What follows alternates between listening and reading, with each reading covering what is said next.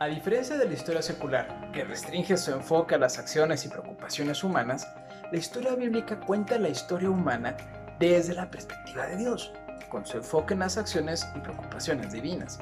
La palabra de Dios, por lo tanto, se trata principalmente de la obra salvadora de Dios.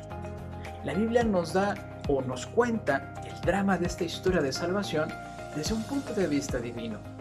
Estructuralmente la Biblia tiene dos partes principales, el Antiguo Testamento y el Nuevo Testamento. La historia de la Escritura comienza con la creación y termina con la revelación gloriosa de un nuevo cielo y una nueva tierra al final de los tiempos. En su centro se encuentra la cruz de Cristo. Esto significa que la historia de la salvación es una historia de dos partes.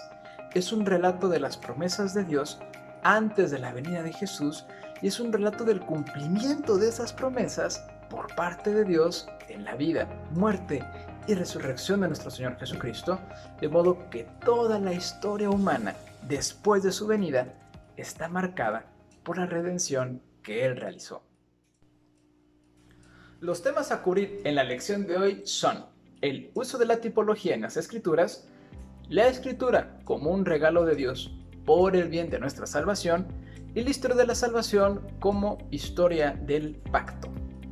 Las citas claves serán Juan capítulo 6 versículos 31 en adelante, los Salmos 119 del 9 al 11, versículos del 9 al 11, Deuteronomio capítulo 6 versículo 4 en adelante, la segunda carta a los Tesalonicenses capítulo 2 versículo 15 en adelante, la carta a los Efesios capítulo 4 versículo 11 en adelante y Jeremías del capítulo 31 del versículo 31 en adelante. El uso de la tipología en las Escrituras.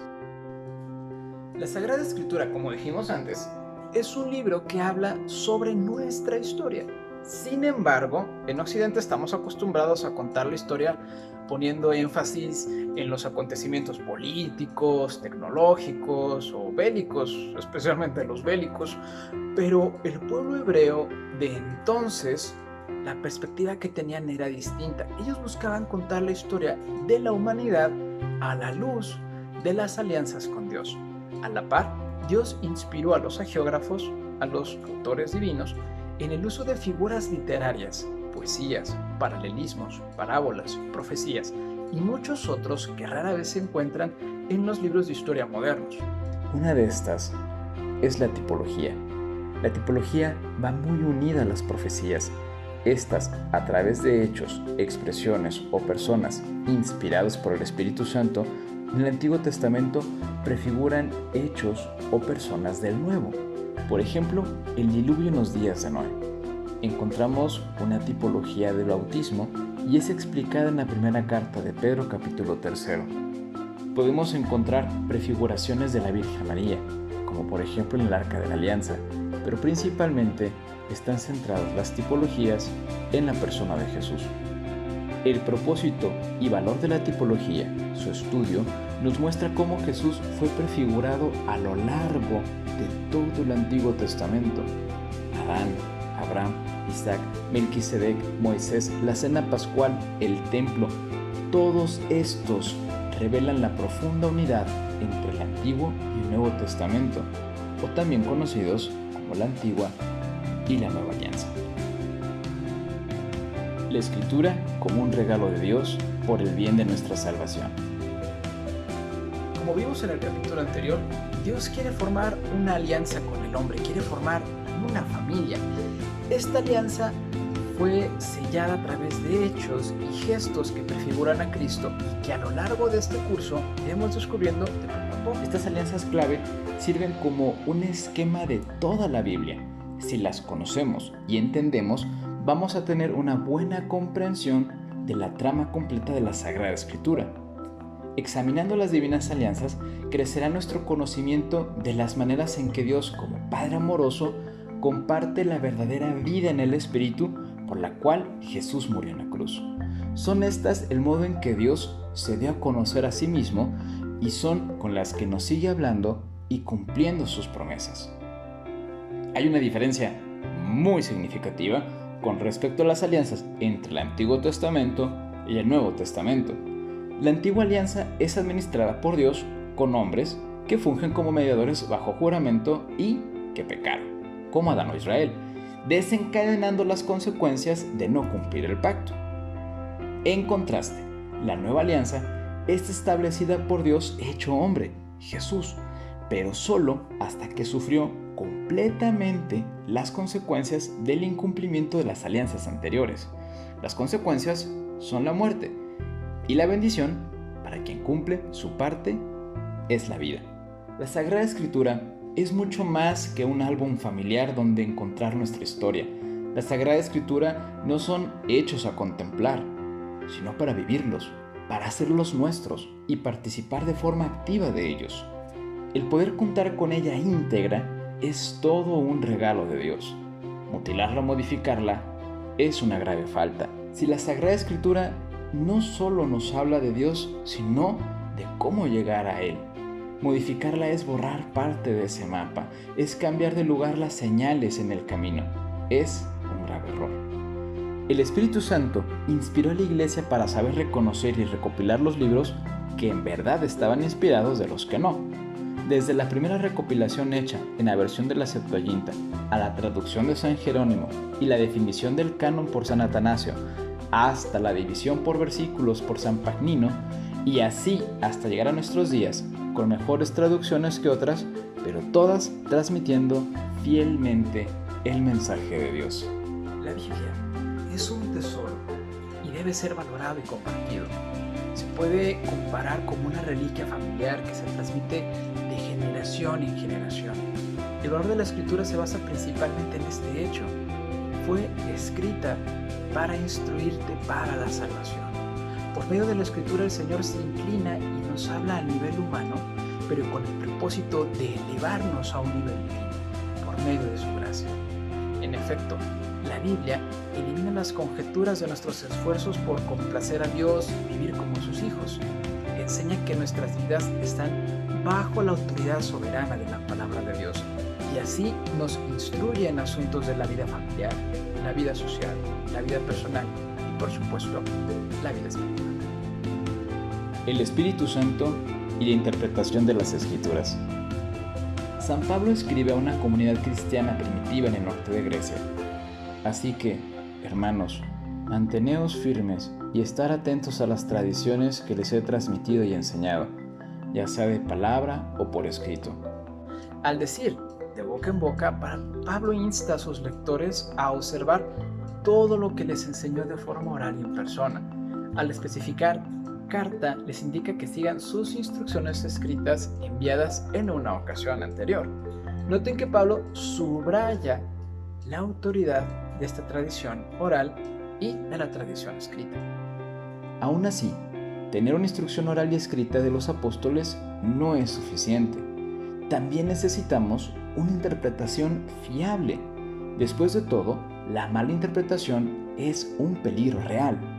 Afortunadamente, la Iglesia Católica no solo predica la palabra de Dios, sino que también da una interpretación fiel de esa palabra. El Espíritu Santo guía y da poder a la autoridad docente de la Iglesia, el obispo de Roma y los obispos del mundo unidos a él, para proclamar y preservar la plena revelación de Dios. Esta revelación plena, que forma un único depósito de la palabra de Dios, nos llega tanto en la Sagrada Escritura como en la Sagrada Tradición. La Escritura es la palabra viva y dinámica porque Dios es su principal autor. La tradición, por su parte, transmite una auténtica comprensión de la palabra viva y dinámica de Dios, especialmente en la liturgia. El Espíritu Santo dirige y supervisa todo el proceso desde la inspiración de las Escrituras hasta la preservación de su mensaje en la Iglesia. La historia de la salvación como historia del pacto. A modo de revisión de las piedras angulares de esta historia de amor de Dios para con los hombres y a muy grandes rasgos, descubramos las promesas hechas por Dios y su cumplimiento en cada alianza. Dios llamó a Adán para compartir su bendición en la alianza del matrimonio con Eva y prometió liberarlos del pecado a través de la semilla de la mujer que aplastará la cabeza de la serpiente. Dios prometió a Noé mantenerlo a él y a su familia seguros del diluvio y se comprometió a nunca arrasar de nuevo a la humanidad de ese modo. Dios le prometió a Abraham la tierra prometida en donde sus descendientes serán una nación bendecida y después un reino, hasta el punto en que todas las familias del mundo fueran bendecidas a través de él y su descendencia. El Señor guió a Moisés para liderar a las 12 tribus de Israel fuera de Egipto y ratificó la alianza con su pueblo de hacerlos una nación santa, llamándolos a ocupar la tierra prometida en Canaán como herencia.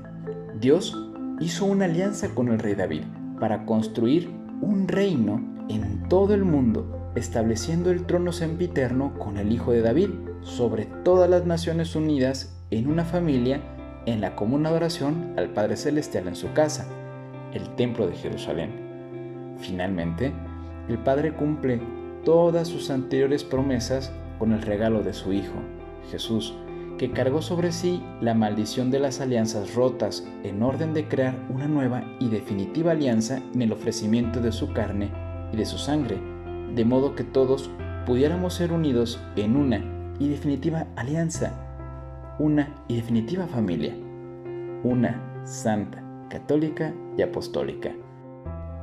Si miramos con detenimiento nuestras vidas, encontraremos que todas estas promesas que Dios hizo aplican también para nosotros, para liberarnos del desorden que nos hemos provocado con el pecado, para preservar nuestros matrimonios y nuestras familias, para cubrir nuestras necesidades, para hacernos fuertes, para unirnos con los demás y para que Dios esté con nosotros siempre.